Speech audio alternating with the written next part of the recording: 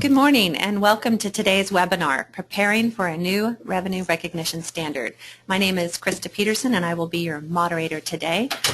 Before I introduce our speakers and we get started with their presentation, I have a couple of housekeeping issues to take care of with you. First, I want to teach you how to use your webinar pane. You will see it in front of you here. Please note that the orange arrow will allow you to minimize or maximize the pane, and you can use it to type in your questions. Please submit your questions throughout the webinar. We will answer them at the end as time permits. And also you can use you can minimize and maximize it. Then the next thing I want to talk about is modifying your audio settings. You may experience audio issues if the right setting is not chosen. You might hear an echo. So if you are going to listen with a phone, be sure to click on Use Telephone, circled in blue there.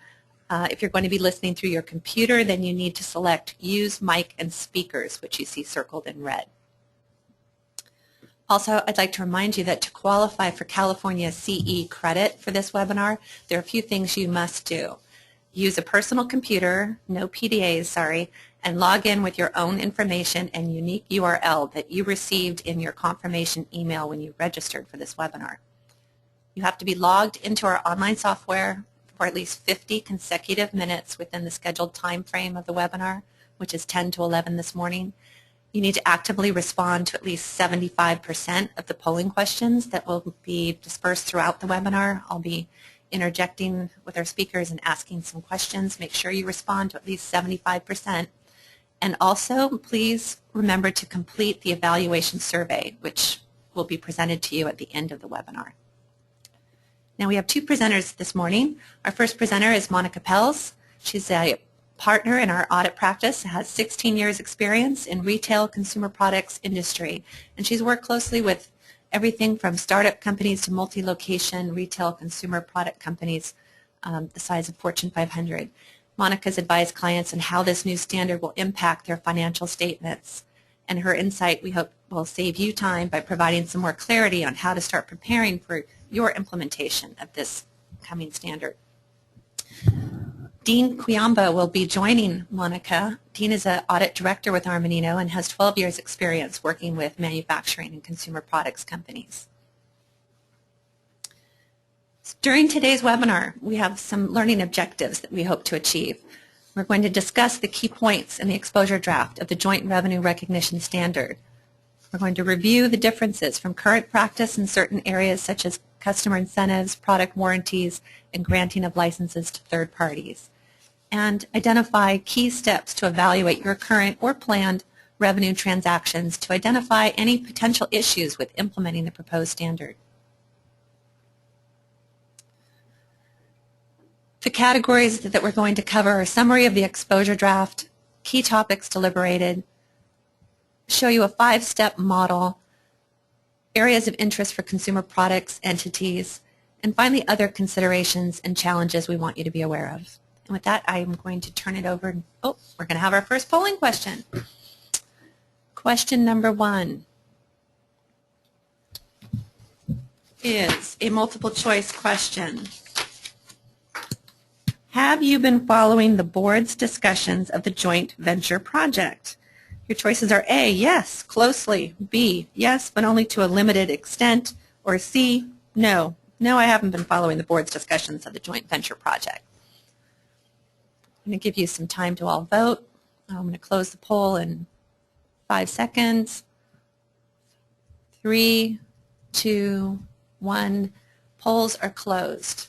So, interesting. Looks like 37% of you said yes, but only to a limited extent, and 63% said no.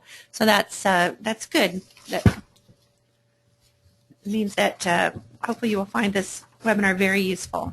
Now I'm going to turn it over to Monica Pels. Thank you very much, Krista. And I'm glad we had that polling question because I just wanted to get an idea of the audience that we were talking to today. And it definitely looks like just a few of you have been paying attention to the standard. So I think this information will be really useful to you. Yeah, it sounds like everyone is busy with their day-to-day operations and not following the accounting code, which Absolutely. is so exciting. Yeah. So we understand that.